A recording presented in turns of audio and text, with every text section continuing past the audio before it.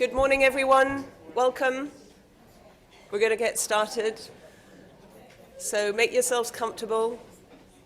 Seeing some very familiar faces here. But do gather round. We've got two people sitting in the back that, Henry, come forward. Okay. A warm welcome. A few more people are stepping into the room.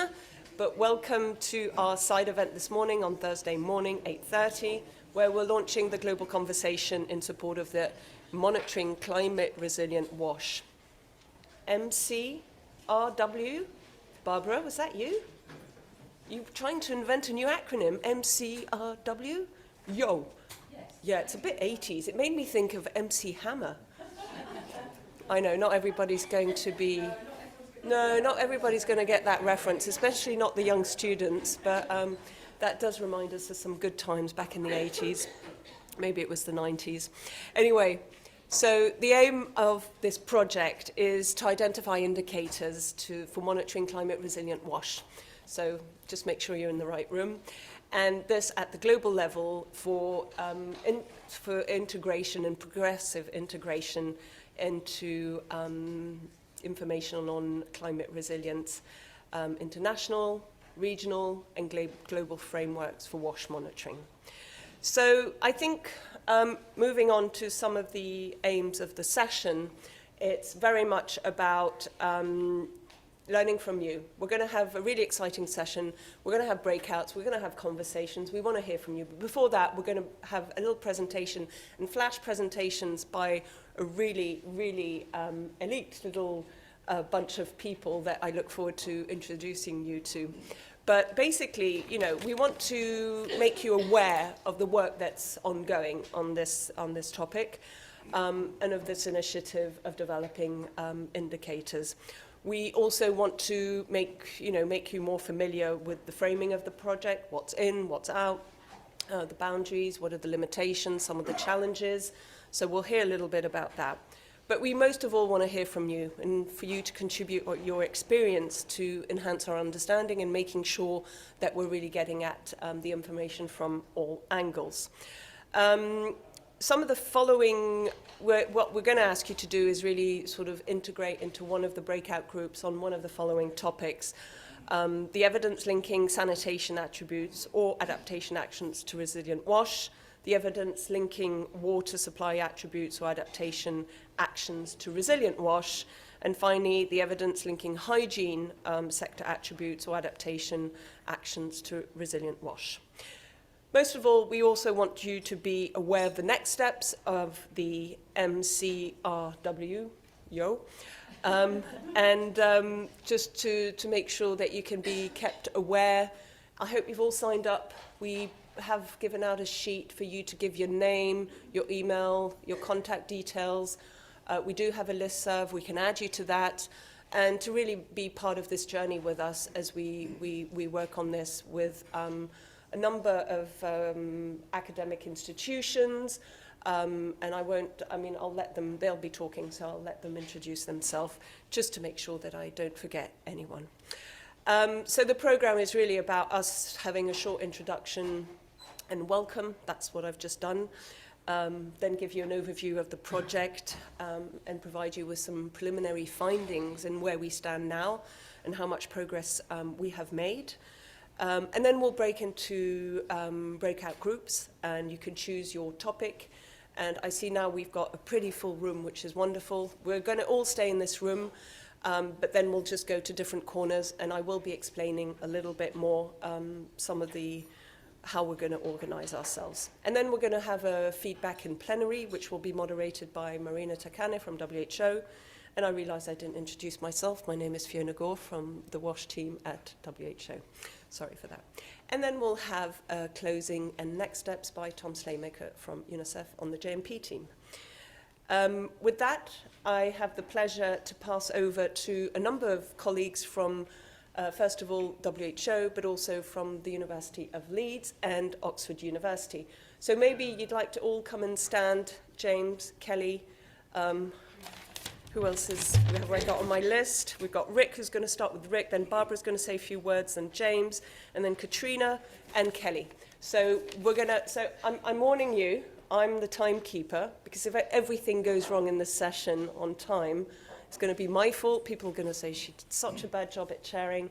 So I'm going to ask you to really try and be brief. With that, I'm going to pass over to Rick. Thank you. A round of applause for Rick, please. Well, that was easy. I haven't done anything yet.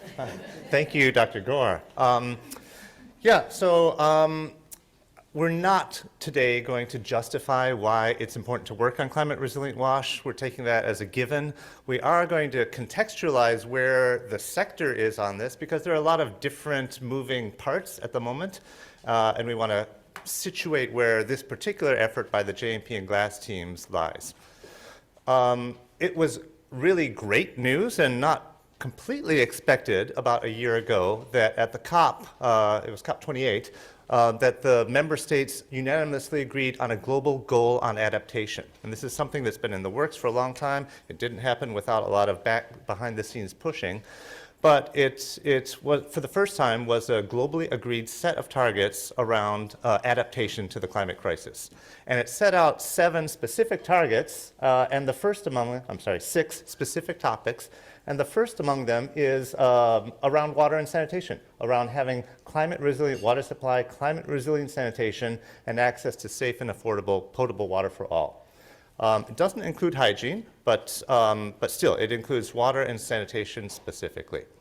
Now, what this didn't do was define indicators for those targets, whether it's for water or for the food and agriculture, health impacts, ecosystems, infrastructure and human settlements, or poverty.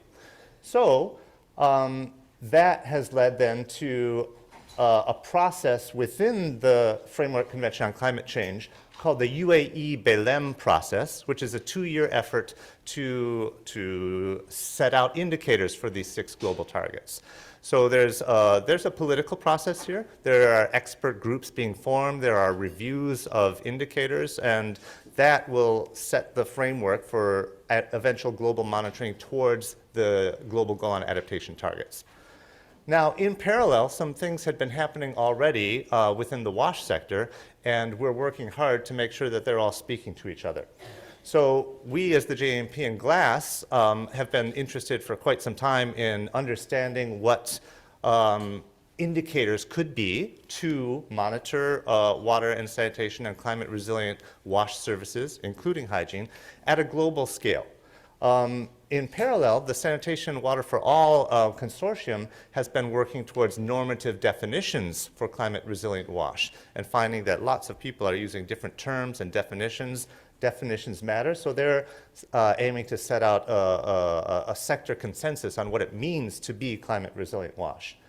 And then we have UNICEF, WHO, and lots of other program implementing partners who are doing things on the ground and are already classifying interventions or outcomes or processes as contributing towards climate resilience or not. A lot of that is related to funding, because increasingly donors are requiring that some of the work that they support contributes to climate resilience.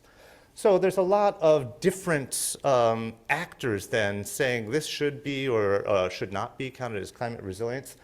I have an analogy of safe drinking water. WHO has a normative definition of safe drinking water. It's water that over a lifetime of exposure does not lead to adverse health outcomes. And that's great. That makes sense.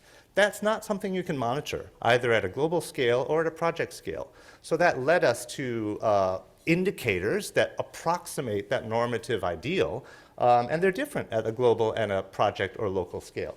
At a global scale, we came up with safely managed drinking water services, which approximates that safety over a lifetime exposure. And at the local scale, you have things like water safety planning and a lot more detailed context-specific indicators that are important to assure a specific scheme provides safe drinking water. But that's not the type of indicators that you would use for global monitoring, because it's too much detail and too much context-specific. So we're working towards something like that for the climate resilience indicators then. The way we're doing this is we're conducting a review of frameworks, of indicators, of systems that are being used already, data collection opportunities, to see what's out there, but also with a special focus on what could in the future possibly be used by the JMP and GLAAS teams for global monitoring.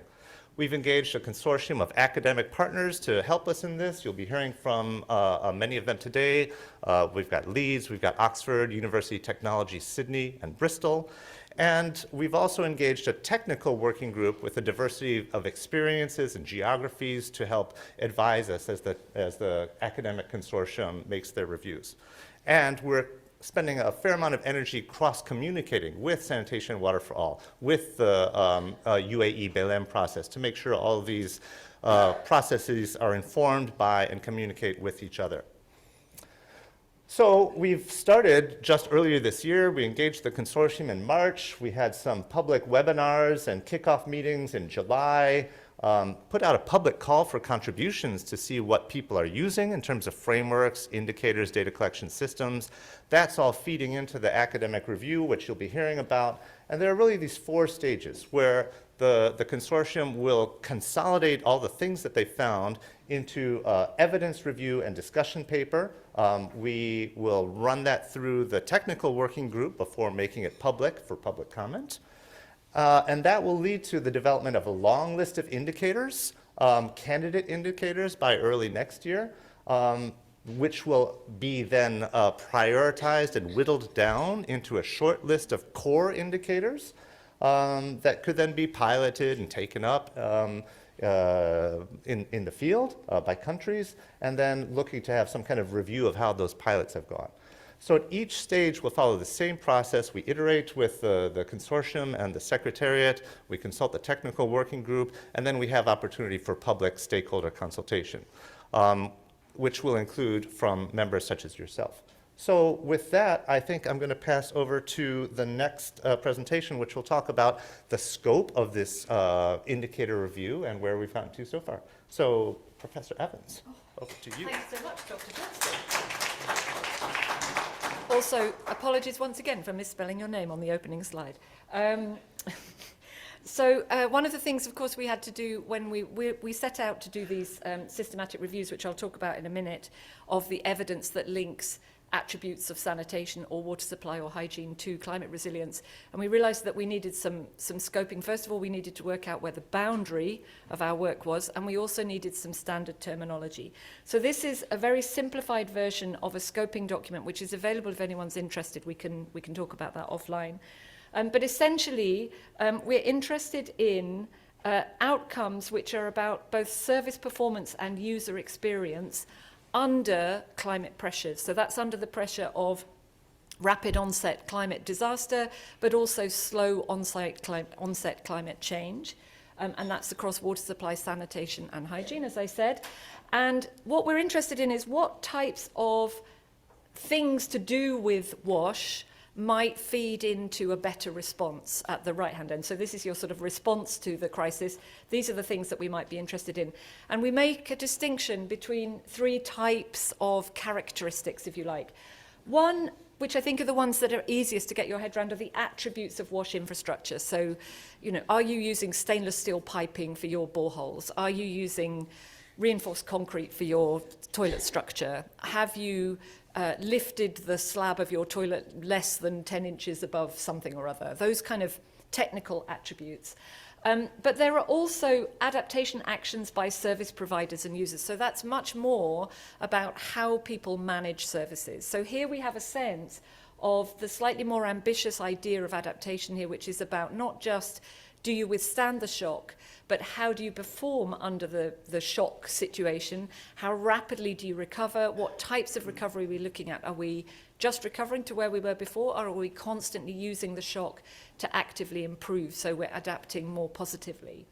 And all of that, of course, might be facilitated or hampered by the enabling environment, or the PIR sort of framework, as we would say in the bank, the adaptation actions at national and subnational government level that facilitate. So we're interested across the kind of enabling environment, the service delivery environment, the technical attributes, and taken all together, we want to know whether we can link any of these things to better service performance or better user experience under climate shocks.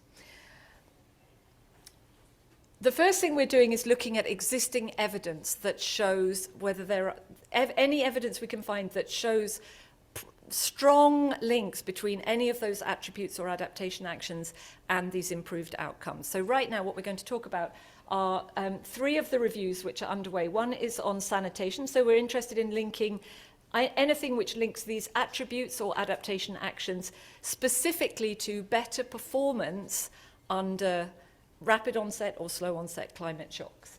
We have the same thing for water supply. So the sanitation review is a systematic review. The water supply review is a review of reviews.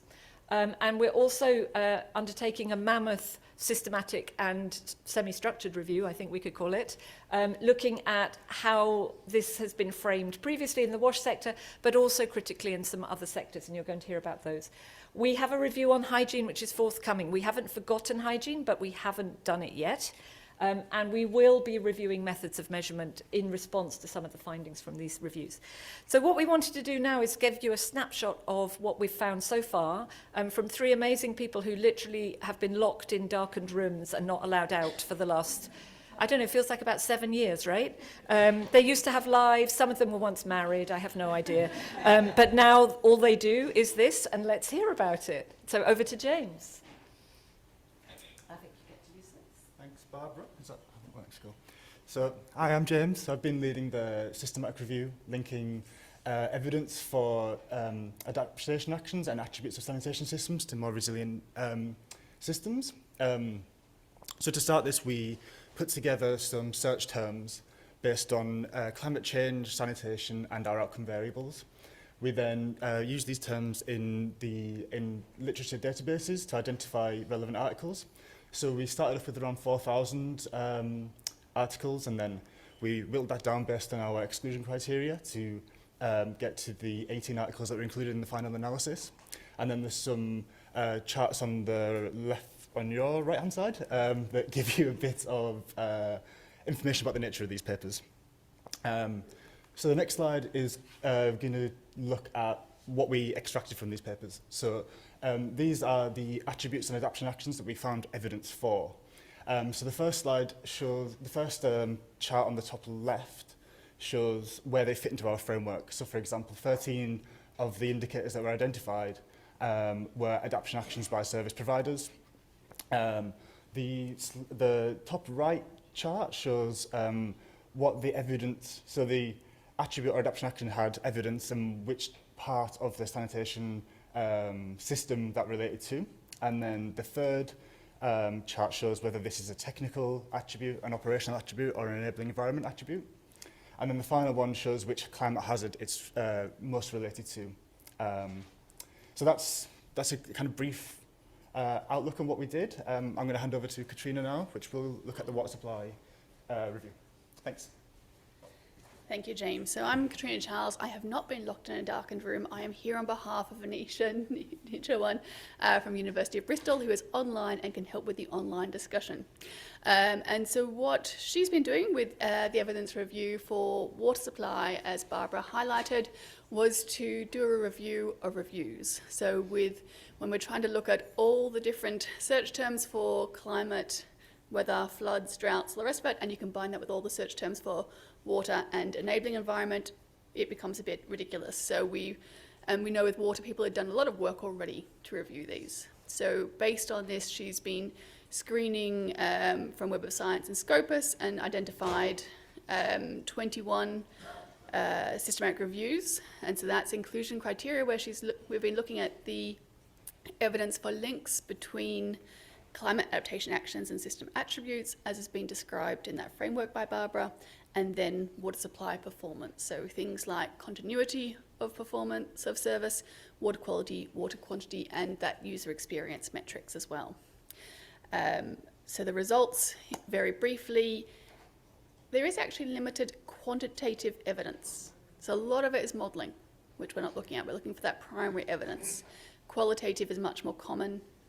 Most of the evidence is on adaptation actions by government, service providers and users. Most frequently reported adaptation actions were related to drought management from all of those stakeholder groups. We're seeing less coming through on floods. And some of the outcomes that are being reported are things like water supply continuity, projected unmet demand, and user experience, particularly around need for rationing. So if you can think about some of the major events we've seen, of course, in terms of water scarcity in cities, that's where we have the evidence. And so in terms of the gaps going forward, as I said, there's very few studies identifying the attributes of water resources or infrastructure that led to improved water supply outcomes. I think that's a bit surprising for some of those from engineering backgrounds. And studies are focused predominantly on adaptation to drought and very few studies on flooding and saline intrusion and some of these other hazards that we're experiencing. So I think there's a lot of scope here in our discussion going forward to think about what are the things, are there things you've seen evidence for in other places that we might have missed that fill some of these gaps, or is it that we need to just get better at collecting this data? And with that, I will hand over to Kelly. Hi everyone, so my name is Kelly. I'm at the University of Leeds, and I've been working on the WASH and WASH adjacent framework review, and this is kind of a three-pronged approach. We are attempting to put this into a scoping review format. The first thing we did was key informant interviews and a public call for contributions for WASH frameworks that looked at monitoring climate resilience. So we're currently going through those, and I want to thank everyone that did submit anything to our public call for contributions or who did participate in those key informant interviews. Additionally, we are aligning with other global monitoring efforts. So if anyone was in the morning session yesterday on a system strengthening project called Align to Accelerate, we're working closely with them to look at their frameworks. And then the second is a structured systematic search of WASH adjacent sectors. So we have 8 predefined sectors that we think we can learn from in the WASH sector, and we're going through the search string for that now. So we just finished abstract screening and are going to full text screening in that process. And then lastly, there's a few topics and areas that we want to look at but didn't particularly fit the kind of structured scoping review format. So we're going to be looking at those in a slightly different manner. And just since we haven't actually completed our review yet, I'm giving just some examples of how we're going to be hopefully looking at this. So the first is how frameworks that monitor climate resilience actually conceptualize climate resilience. So this is an example from a framework that we are including. They have 2 definitions of climate resilience, and then they also have 4 key components that indicators need to have for climate resilience.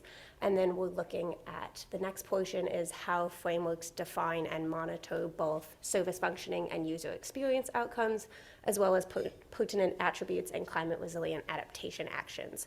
So these are 2 examples where I pulled out indicators that these frameworks are mentioning that fit within those categories.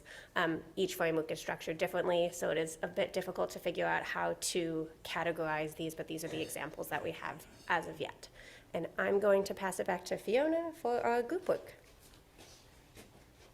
Thanks very much. I think they all deserve a round of applause, don't you think? And I just would like to mention timing was perfect. So well done. Another round of applause for them. I also would like to welcome the online participants.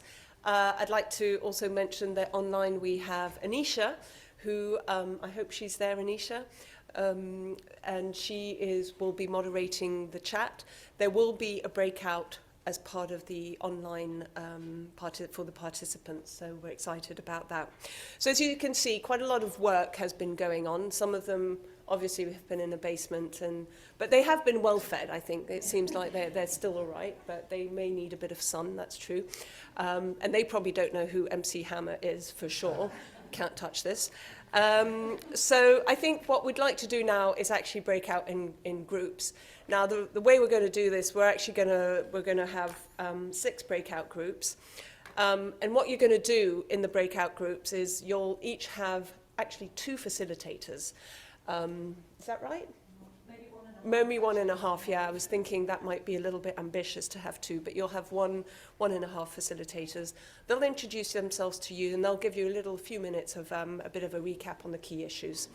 Then we're going to let you take 5 minutes to sort of reflect a little bit and think about it, digest, because we're really inviting you to this conversation. We're inviting you to this process and this consultation of really bringing the evidence towards developing a long list of indicators that might then be candidates for a short list of indicators. Then you're going to have a group discussion, and then I think some of the key questions within that are, you can ask if there's any clarifications needed on the process, what has already been presented, what you heard this morning, what the current analysis proposes in terms of the long list of indicators, what attributes or adaptation actions should be included, and we want to hear from you if you've got any suggestions for indicators that should be included. So really, just go for it. Don't be scared. Make some suggestions. We're really trying to compile as much as we can as part of this session. But also, if you've got any suggestions for resources that the team should be looking at. With that, I think so there's going to be basically 3 topics, as you will have seen with the presentations for the reviews. Group 1 and Group 2 will look at sanitation. Group 1, sanitation, Group 2, water supply, Group 3, hygiene. So we're going to have this challenging exercise of trying to divide ourselves up in this room. I'm turning to Barbara to sort of give directions of which corners you should be going to. But right now, try and think, okay, which group do you want to be part of? Do you want to be part of, sanitation? Can you just give a quick lift of hands? Who would want to join sanitation, so we get a bit of an idea? Okay. And then, yeah. There's going to be 2 people. 2 people in the sanitation group. Yeah. Water supply. Okay, it's pretty, yeah, very good. Hygiene. Okay, the hygiene one is a little bit smaller. So I think maybe, and then we'll have the online group. So maybe, what do you reckon? Well, before we start, could I just ask my volunteer students to just stand up, David, and anybody from the WISER team who was voluntold by me to come along and help. So these are like your air stewards, the emergency exits are at the back, at the front, floor lighting, etc. So they're going to help you organise your chairs. I'm thinking a hygiene group over there, Exactly. Not too close to Marina because she's No, she's stepping out. Group. Oh, she's yes. stepping out. So a hygiene group, anybody who wants to gravitate to hygiene, if you could maybe follow the lovely Rick. Don't move yet. Do not. I mean, Rick can move. You can move. I mean, you people don't move. Rick can move. Rick can move. Yeah. Okay, so Rick is going to be hygiene. I think we need 2 water supply groups at the back, maybe. So Okay, water supply against the blue backgrounds. That's pretty so who good. are the water supply people? Who are we going to have facilitating water supply? So Katrina. will go to the sort of back that way. And Tom, could you do a group at the back right? Right? Another water group, and then a sanitation group. And we have a sanitation group up front here. Yeah. So please move swiftly, MC Hammer style. Not to the exits. Don't leave.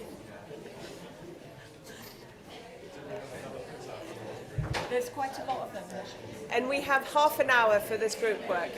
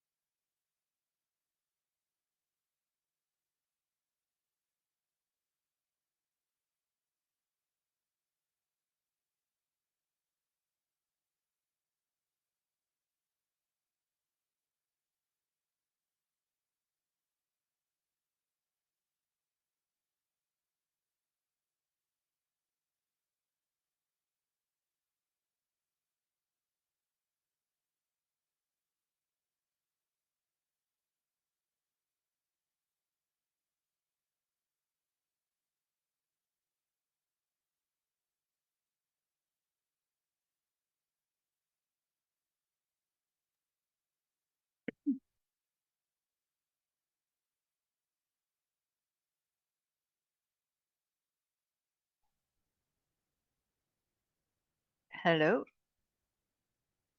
Hi, Marina. I can hear you now. Can you hear me? Oh, excellent. Yes, I can Perfect. hear you. That's great. Sorry for the delay. No problem. I hope it's not too noisy. I'm sitting in the hallway. I can't hear anything but your voice. It's Okay, perfect. Oh, completely clear. excellent. Yeah. Can I just ask if the online participants can hear us? If you could please just mention in the chat. Otherwise, we'll probably type.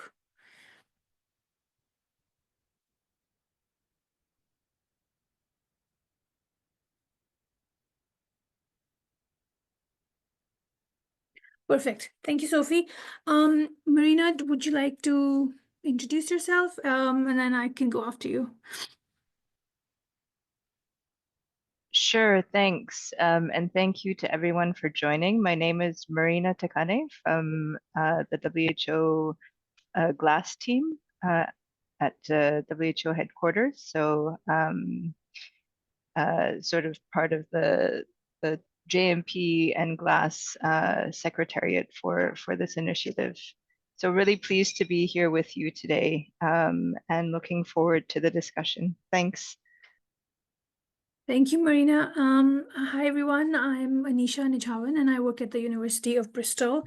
I'm part of the multi-university consortium, and we're working on the 3 evidence reviews, as Barbara and Katrina mentioned in the webinar. So since we have 5 participants, I thought it might be just good to pick one topic out of the water, sanitation, and hygiene, and then see where we get to with one topic, since we only have about 30 minutes, and I think we've eaten up a few minutes in the introductions. So if I could please ask the online attendees to type in the chat whether they'd like to go over water, sanitation, or hygiene. If we get time, we could potentially do a second, but let's try for one for now. And then we'll just all of us take a few minutes to think about what we heard from Rick, Barbara, and the team about the reviews. And then contributions from each of you would be much appreciated. And then we've got prompts which are on the screen to inform our discussion today. And then I think at the end we report back into the main session. Isn't that right, Marina? Perfect. So if I could please ask the participants to write in the chat, that would be very helpful. Thank you.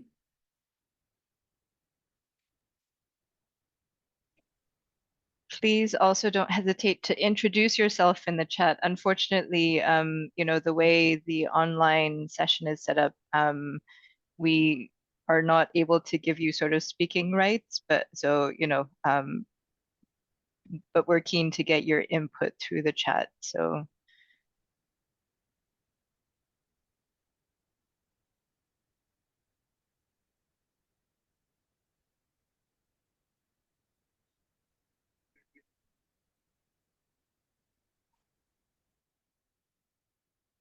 any thoughts on water, sanitation, or hygiene? I see Sophie is there.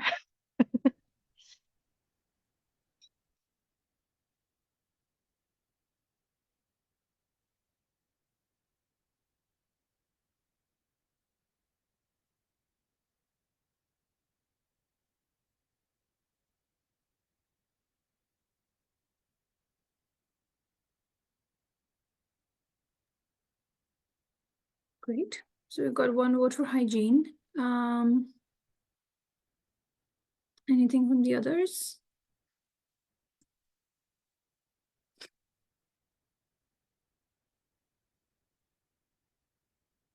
If not, we could start with hygiene. That's, I think, a good one. And then we could come back. So, well, interestingly, hygiene is the review where we've had the least amount of progress and the least amount of literature that we found. So I think this could be quite an interesting discussion. And Sophie would love to hear some more inputs. Well, read inputs from you as well about your experience at WaterAid and what the thinking is around looking at climate impacts and sanitation, climate impacts and resilience. I think I'll just very quickly share a bit of my thoughts, and I'll invite Marina to do that as well. But it's been interesting looking at water supply and hygiene together, because that's what I've done in some projects. We're looking at the presence of water supply and hygiene. Interestingly, in a lot of the rural areas where we're working, there isn't much hygiene facilities, hand washing facilities available, which has been a challenge, and we can't really assess a lot of resilience because there isn't much infrastructure to begin with. I'd be quite interested to see if others have faced that challenge, or whether they've coupled the hygiene assessments with sanitation. Is there any, sort of difference there? I'm not sure. Marina? Yeah, thanks. I think the hygiene is an interesting topic because, as you said, Anisha, I think for the moment it's the review for which we've sort of made the least progress. And I think, if I'm not mistaken, it's grouped right now with the sanitation review. But I think, That's as you right. said, there's sort of like strong links with the water side as well. So yeah, and I think even looking at like this the scoping paper that we've been working on, it's been hard, I think, to come up with like concrete examples for the hygiene indicators. So I think we would be really keen to hear from you, and Sophie, if you have any specific inputs in terms of indicators that you have come across, or whether, and I think what we're looking for is indicators that are monitored at different levels. So I think in terms of outputs, in the end, what the JMP and GLAAS teams will be picking up will be sort of like the global monitoring indicators. But I think for the purposes of this initiative and this review, we're actually interested in picking up indicators that can be monitored at different levels, including, national or subnational level. So I think for this group work, of course, if you have any questions about the process or anything like that, we would be happy to try to answer. But since we have fairly limited time, I think we would be keen to hear from you if you have any suggestions or experience, knowledge of existing indicators on hygiene. I think that would be great, because I think we do want to be really quite specific about the hygiene part of the scope of the project, if that makes sense. I mean, whether it's for like the examples that we provide, or ensuring that the hygiene aspect is well represented in the long list of indicators that will be compiled. So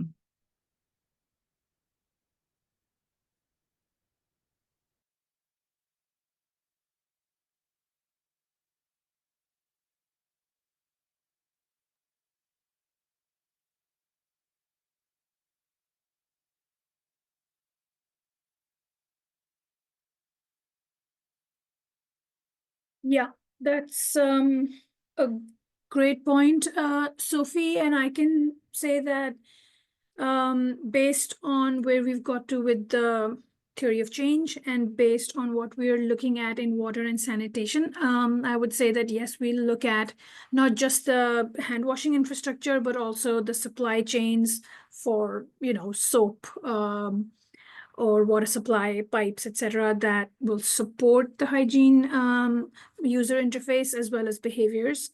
I think that actually, I mean, the behavior point is interesting. We haven't looked at that in sanitation yet. In the water supply review, we're sort of looking at user outcomes and user behavior, but more on the outcome side.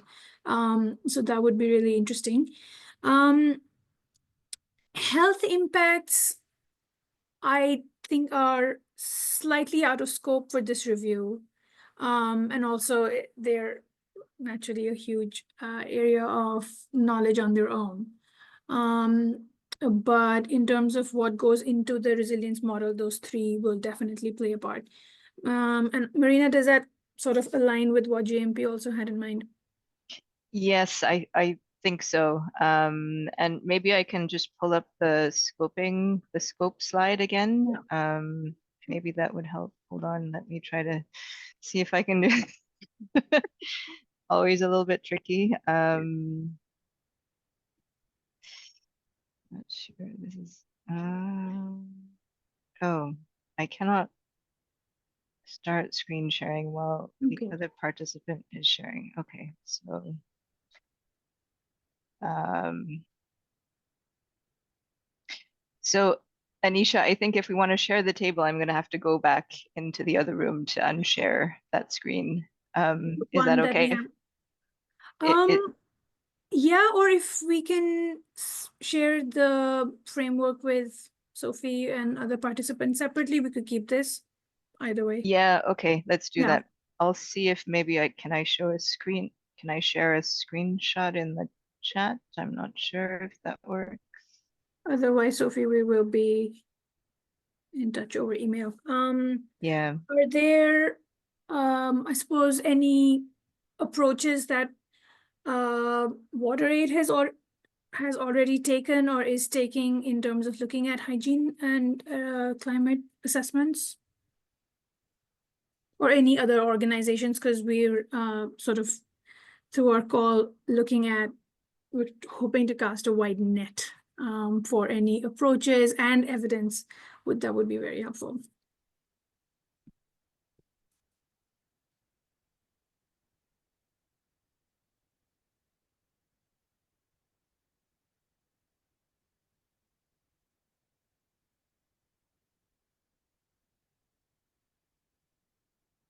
Thank you.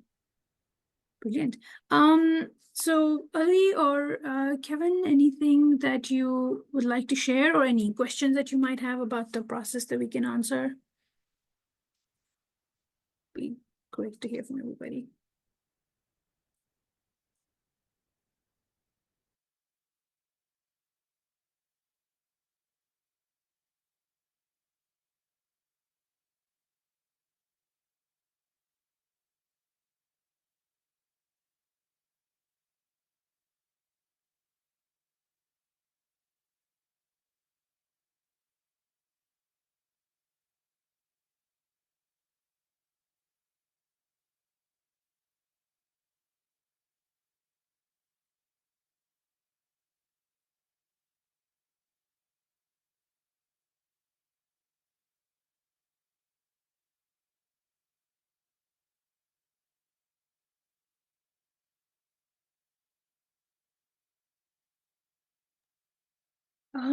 That's a good question. Menstrual hygiene, yes. We've included that in the conceptual framework. When you say hygiene related to, okay, so is it just menstrual health and hygiene? Because we were interested in looking at how menstrual hygiene habits might change with an onset of an extreme event, or how that might be affected with access to services in the face of long-term temperature pattern changes and rainfall pattern changes as well. So yes, we're doing that. I forgot to mention that in my, I forgot to mention that in my introduction of the topic. Thank you for bringing that up. Yeah. And also the supply chain and, not just the behavior, but also the availability of products that comes along with it.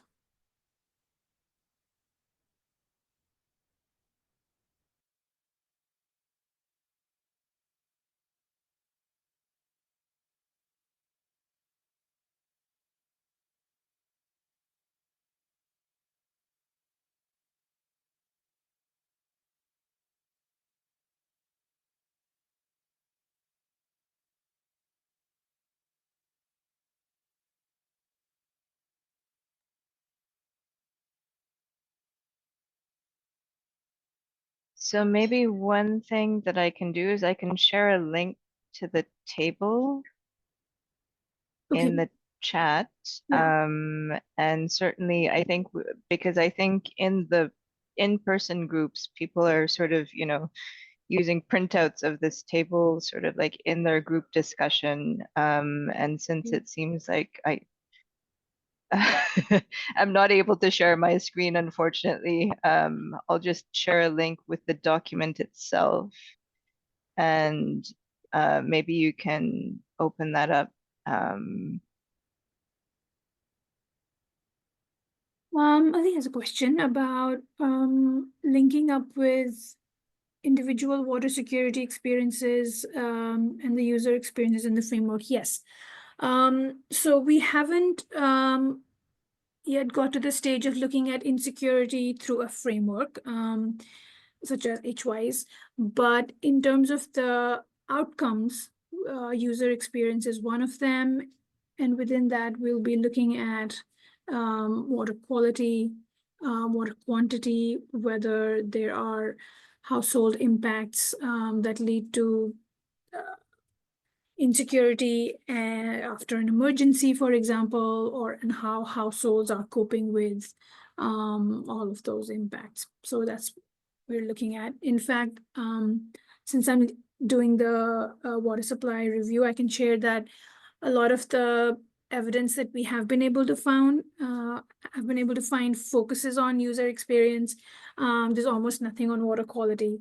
Most of it is around water supply and how households are coping with it. So that is very much a part of R3, the water supply review. Marina, you've shared it. Yep, I can open that. So I hope that the participants can as well. Are we encouraged to type it in the spreadsheet, Marina? Is that how? Sure. Okay. I'm not quite sure what, you know, if it will work for all the participants, but I've sort of shared the permissions for sharing are such that hopefully you are able to open that up and edit if needed. I think we would be keen if you do have any indicators in mind, you know, don't hesitate to add it into this file or, you know, of course, to contact us separately.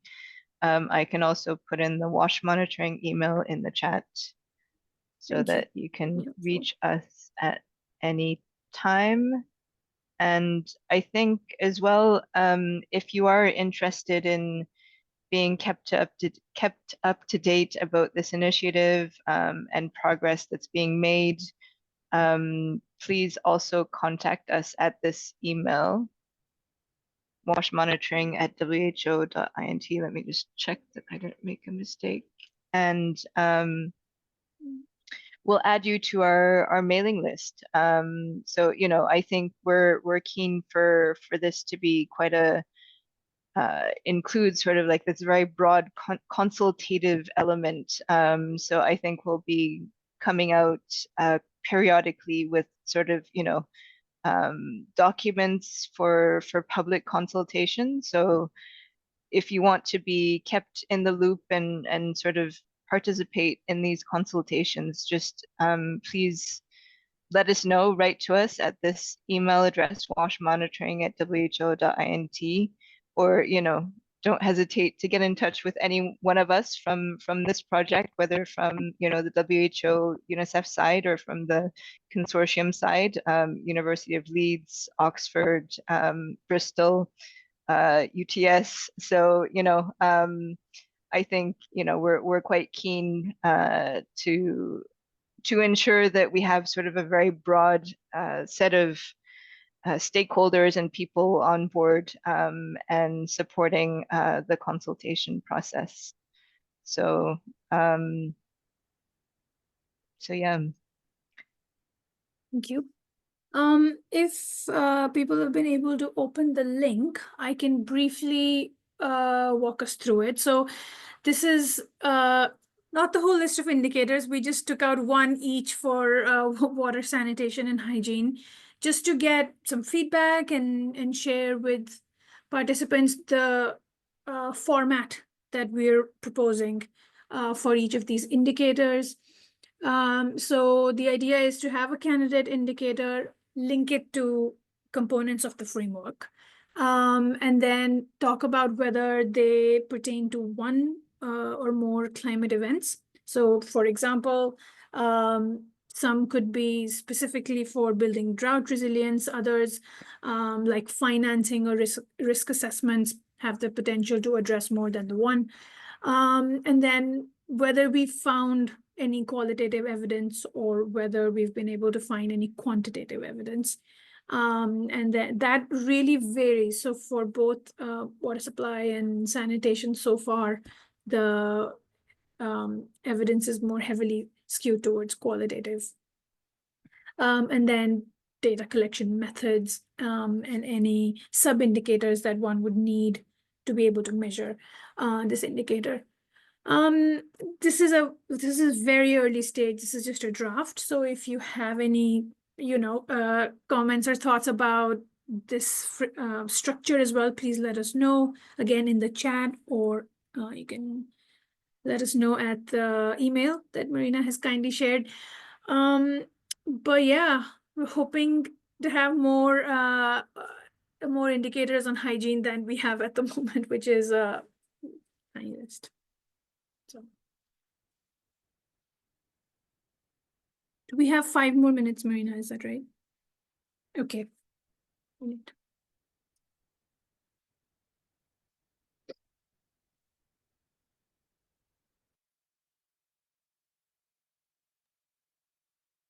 Actually, we might have a bit more. I see in the schedule, I think we're going back to the plenary at 9:40. I think we have Okay, 15 and it's minutes. 25 past right now. Yeah. Yeah.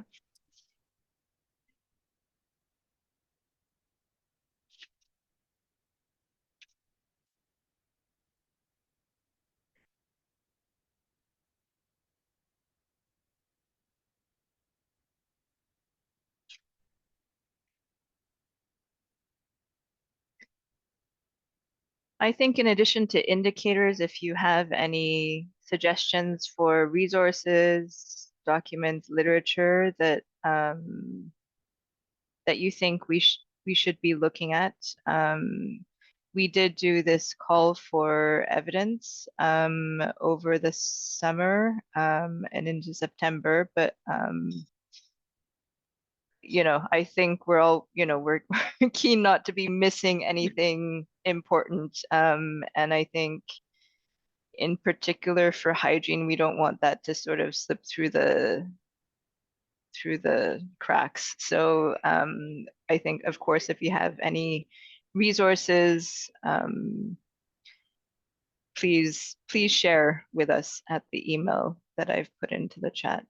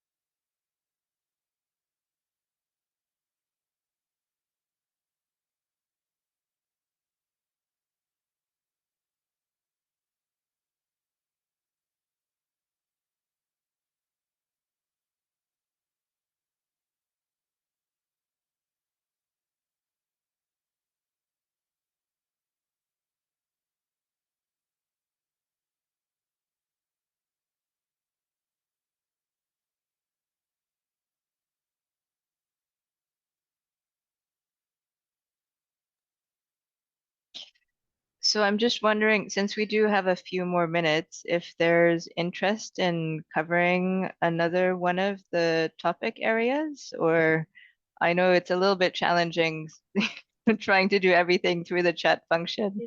Yeah. So, thank you for playing along. But yeah, just wondering if anyone's interested in discussing more, you know, the water side of things or the sanitation in addition to the I don't know, Sophie, if you wanted to cover anything else on the hygiene aspect as well, um, that would be welcome.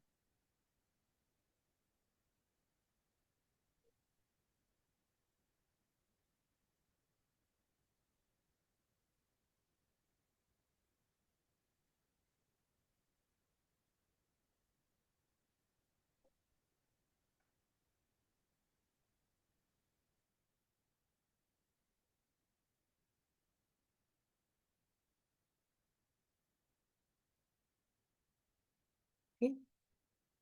Thank you. Um, I could give a bit more detail on the water supply review, if that would be, if that would I be of think that would interest. be helpful. And thanks, Sophie. That would be great if Yeah. you, yeah, we're happy to continue the discussion after the conference. But go ahead, Anisha. I think that would be Thank great. you. So, I guess since we started by talking about the household water insecurity in response to Ali's question, I'll sort of work backwards and talk about some of the attributes of the system and also adaptation actions that we're looking at. Again, this is all informed by the conceptual framework.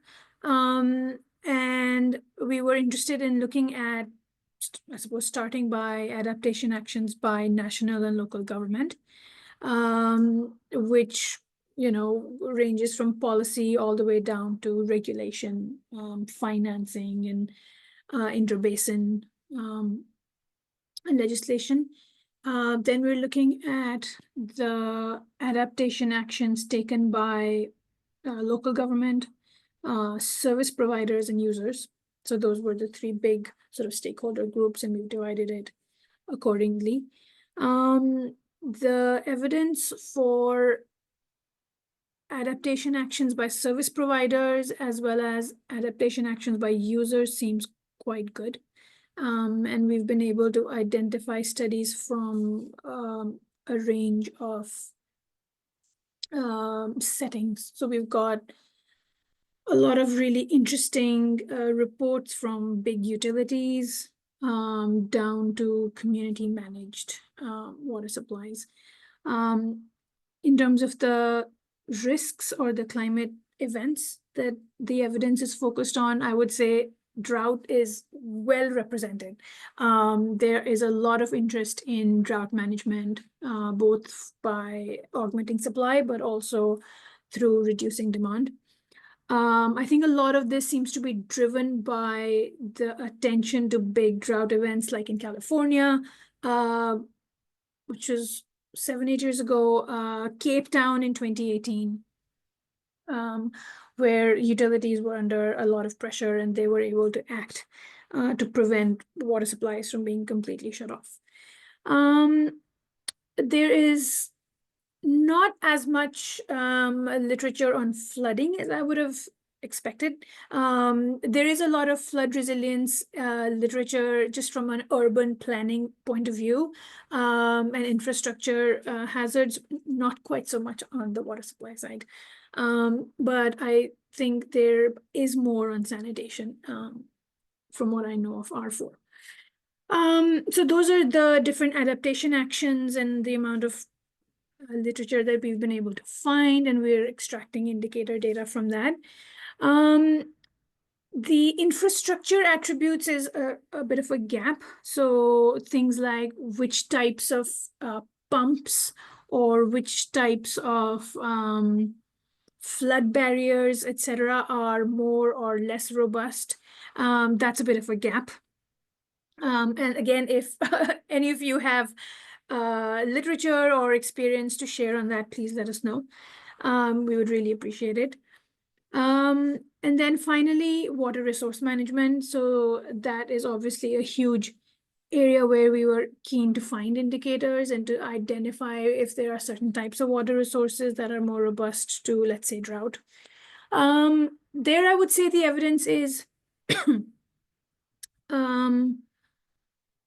is there. There's a lot of modeling. So a lot of people are simulating sort of groundwater levels, also groundwater quality with sea level rise or changes in precipitation. There's not as much as there it was on adaptation actions, but it's there. And that really helps us make the case for, sort of not just looking at the drinking water sector, but also bringing in water resource management, land use management, etc. Yeah, I think we have about a minute, and I run out. So Yeah. I think that's great. I mean, I think we should be wrapping up quite soon, but maybe just Anisha, a quick yeah, question from me would be, was there anything surprising from the review that, from the reviews, yeah? um, good question. I was surprised at the number of studies that I found. Yes, I think I was expecting less. But we did try to cast a wide net, sort of geographically, so maybe not that surprising, but yeah. I was quite encouraged by the consistency in the approaches that we found literature on. So whether we're looking at Cape Town or whether we're looking at California, there seems to be a trend in the types of adaptation actions that service providers are taking, which gives me a bit of confidence that those could be strong candidate indicators. Super, thanks so much. you. I guess it's also interesting that there's a gap on the infrastructure side. Yes. And, because you would think that that would be one of the, big areas, but maybe not in terms of literature, maybe. I'm not sure, but I have a sense that you're right. yeah. I think that a lot of the utilities are perhaps not focusing on the infrastructure because a lot of these urban utilities have really good infrastructure. So they're more focused on what they can do to manage demand or to augment Mm-hmm. supply. It's possible that if there was more literature from, let's say, small rural water supplies, that there might be more evidence on infrastructure. But I mean, this is Mm, a guess. So, yeah. yeah. Okay, well, I think we need to be wrapping up the group work probably now. So I'm going to disconnect and ask them to reconnect the audio with the room so that we can Okay. report back. I'll be facilitating the report back. I don't know, Anisha, if you can do the quick report back to plenary. Okay. Yeah. Yeah? Yeah, I can do Okay, that. super. Okay. See you in a I'm minute. going to Thank you. disconnect, although I see that there's another comment in the chat, but Yeah. I'm going to have to physically move back to the room. So Sure. see you shortly. See you. Bye.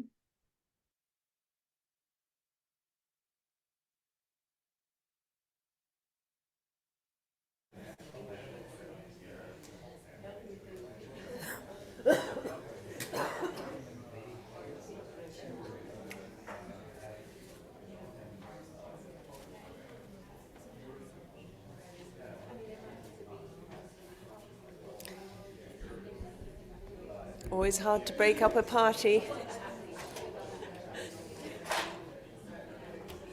Okay.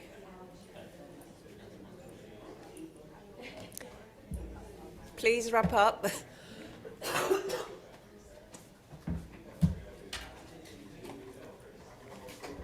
it working when you speak? Does it ring? Okay. Yep, it's working. Go. Oh, it was a bit challenging because they couldn't make change. Oh, they couldn't speak. No. Hard to have a group discussion. Okay. We want to have enough time to get some feedback and to be able to share what the various groups discussed.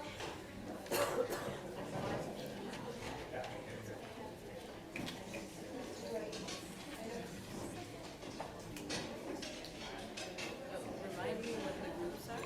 So hygiene, Sanitation, water supply. Okay. Corey, who's in the sanitation, instead of Barbara, will be reporting.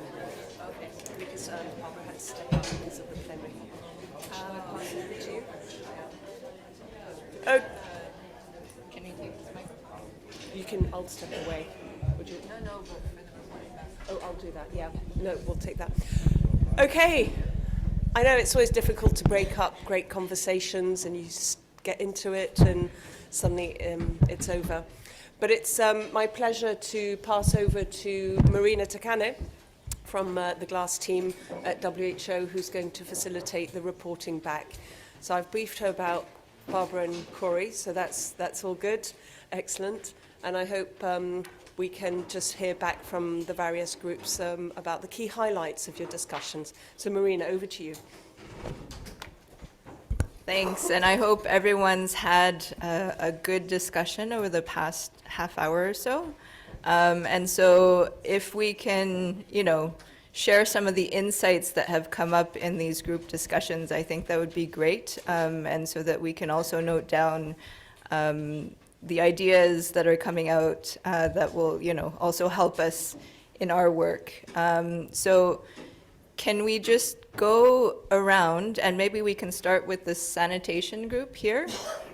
So if the facilitator can just share maybe a couple of key insights or, areas of discussion that came up, that would be great. Cool. Go ahead. Yeah, so we had some really good discussion in the sanitation group. So one thing that I thought was really important that was brought up was about the workforce of the sanitation fecal sludge management team and how they might be impacted by extreme heat or flooding, whether they have the correct PPE to continue to function, whether it's safe to do so, and they have to wear their PPE, so it makes it even harder in extreme heat to perform their duties.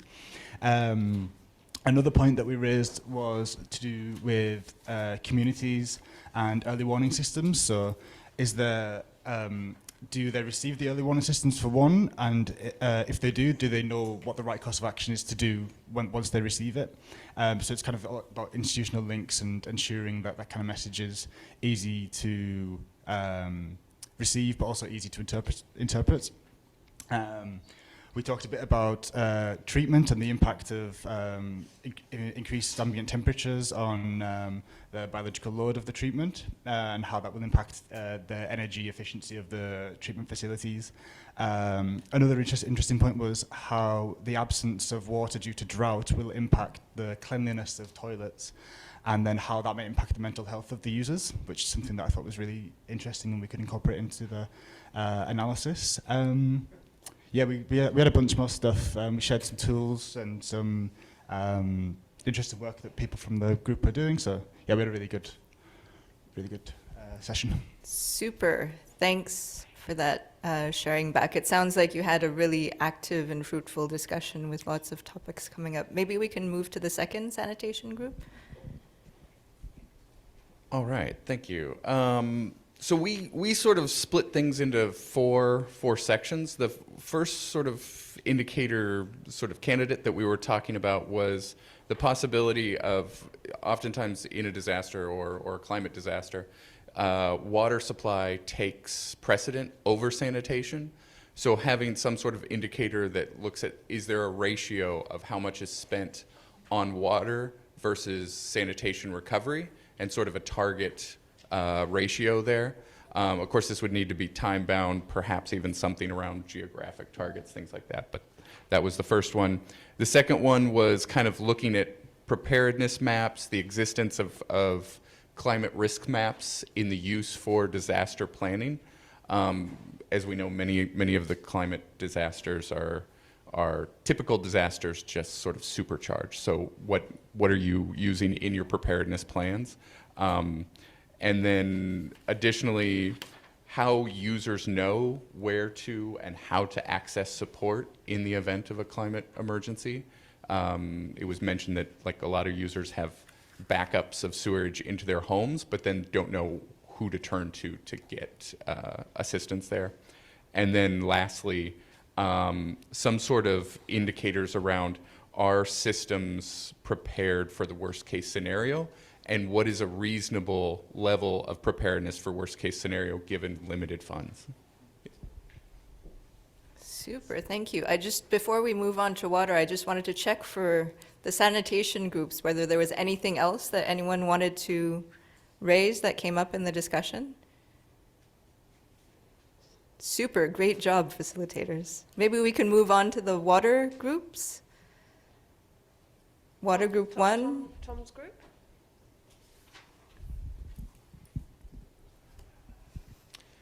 Okay, thanks. We had a good, wide-ranging discussion, including initially highlighting, what is adaptation, what is resilience, and the extent to which that includes mitigation. So there is a scoping paper which explains the approach and what's in and what's out that people might like to look at, but also highlighting the need to link the indicators with the adaptation cycle, and that there are different types of adaptation, some of which are more transformative than others, and measures for transformative adaptation are much harder to find. So that was a sort of general discussion to get us going. Then there was a discussion about the need for more data on management and operational performance as a good way of assessing adaptive capacity and ability of a water supply system to respond, opportunities to leverage existing data, but that the existing data tend to be government data. And in fact, the private sector plays a very important role in adaptation and response in many cases. So how can we make sure that is captured, especially in the regulatory data? So regulators are starting to capture what private sector is up to, but not very consistently. And then we had a discussion about needing measures for both preparedness and the reliability and safety of services after a climate-related disaster. We need both types of indicators. Some examples of process indicators that could be brought in, which remain relevant. A lot of the kind of utility benchmarking indicators are relevant, but we would want to see some additional indicators of contingency planning and what they look like. So encouraged to talk to IBNet and IWA about what's being developed there.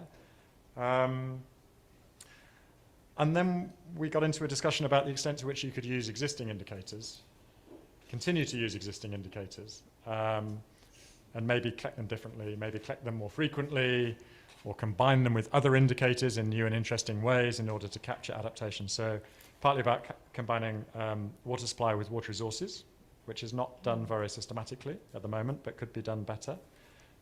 Combining with environmental risks, so satellite data, for example, and combining with sort of experiential scales coming from the users.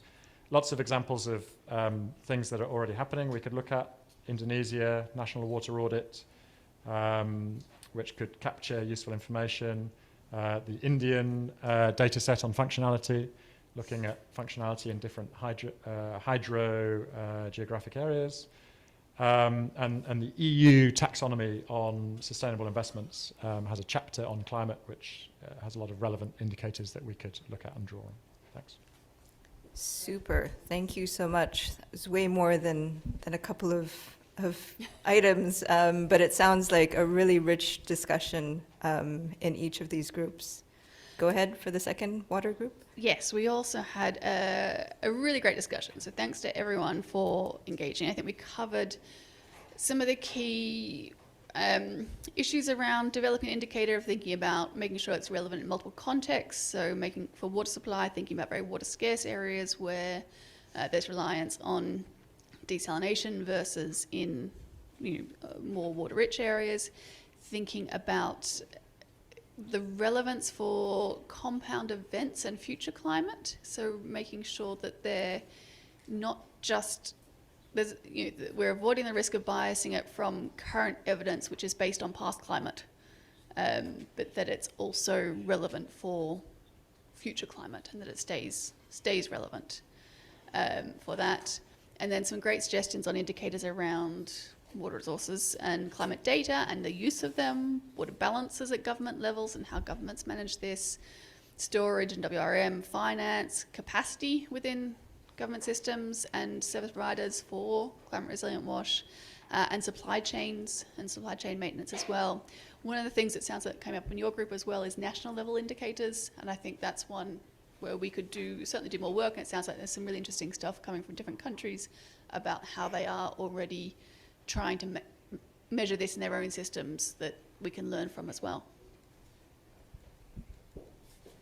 Super, thanks so much, Katrina. Some interesting points, which I think have come up probably in other groups as well, in terms of not being biased by past and trying to be forward-looking.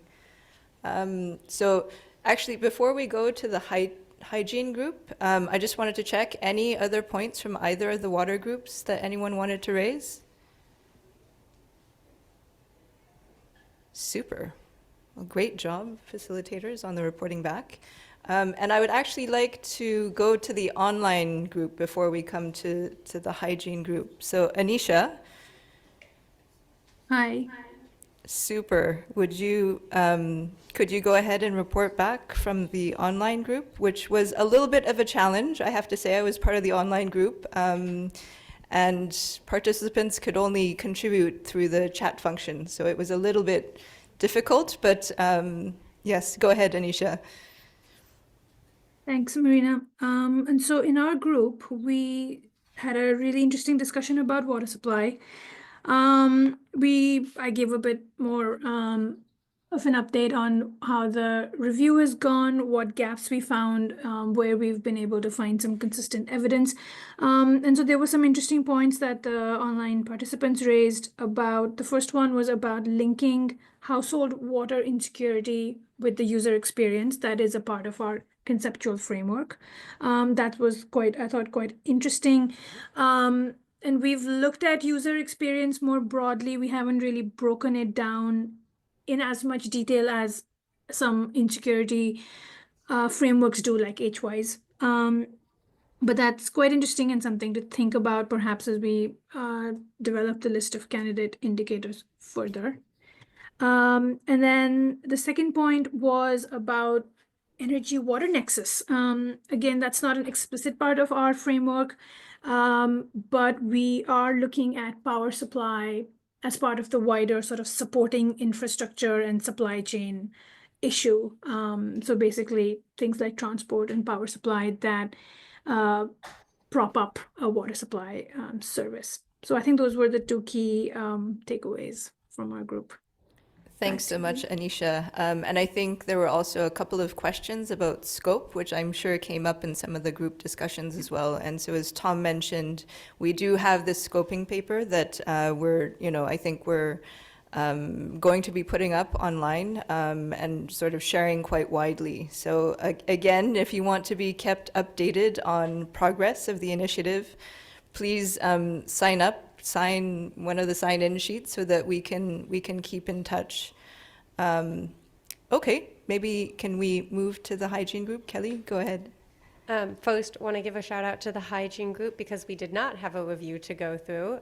So we all had a discussion on kind of what that might look like in the future while we're going through that review. The first thing in hygiene we really talked about is just access. So access to clean water, access to soap, hand washing materials, access to menstrual products and menstrual materials. And what would that look like during climate events when we don't have that access? So having redundancy in this product, in these kind of materials that we need for hygiene. We also talked about specifically with water is during events like drought, extreme temperature, that water may be prioritized for other things, so making people hydrated versus being used for hand washing and menstrual hygiene. Then we talked about indicators that could potentially be looking at the redundancy of products. So if we don't have, or alternatives. So if we have those products available, or if we have, alcohol-based hand sanitizer as redundancy options, incorporating that into kind of emergency response plans. And also someone brought up the disposal of products after, especially like during floods, the disposal of menstrual products. And some ways we thought about that could potentially happen were implementing them into national hygiene strategies. So are there climate hazards in those national hygiene strategies? I'm reviewing my notes to see if anything else. Oh, and then we talked specifically about the indicator that was on our list. So the indicator on the list was specific budget lines for climate resilient hygiene. And what would that actually be used for? It's kind of a vaguer indicator. And someone brought up that we could maybe look at that, using that for kind of external local capacity for supplies instead of relying on imports and larger supply chains and the kind of breakdowns in the supply chain during and after climate events. Was there anything else in the hygiene group I forgot? Anyone want to speak? No? Well, you mentioned strength of supply chains. Yes. There are some, like we were talking about like backup plans and supply chain disruptions, and it seems that in some other sectors there are metrics of strength of supply chains, including local supply chains. So I think it'll be interesting to review those and see if they could be adapted.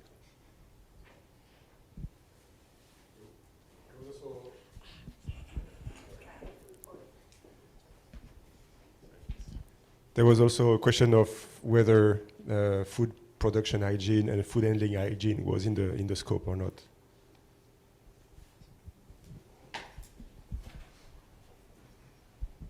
Great, thanks so much to the hygiene group. And maybe a round of applause for everyone. It sounds like it was a really interesting discussion that was had in each of the groups. And I think we will be taking these inputs on board as we move forward with the initiative. So I'm going to hand back to my colleague. Oh, sorry. I'm going to hand over to Tom to close the meeting. I think we are bang on time.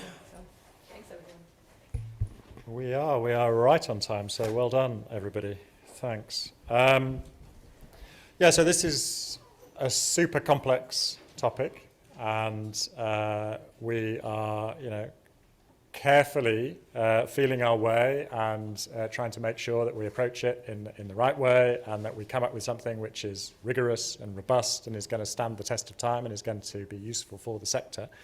I think we're off to a great start, and really on behalf of WHO and UNICEF, JMP and GLAAS, I really wanted to thank the group, thank the presenters, thank the consortium who's supporting the review, so not just Leeds and Oxford who are in the room, but also Bristol and UTS in Sydney, and all of our facilitators and participants.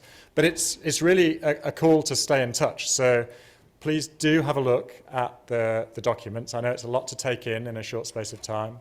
Have a look at the scoping document. Let us know if you have feedback. Sign up if you'd like to receive updates.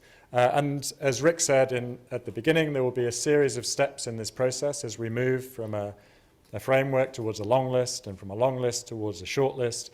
And we want to get feedback at every stage so that we can build a consensus within the sector about how we approach this topic, but also so that we can speak with one voice when we speak outside the sector, and we try and get some investment in order to help us adapt and respond to climate change. So thank you all very much for your active participation, and watch this space.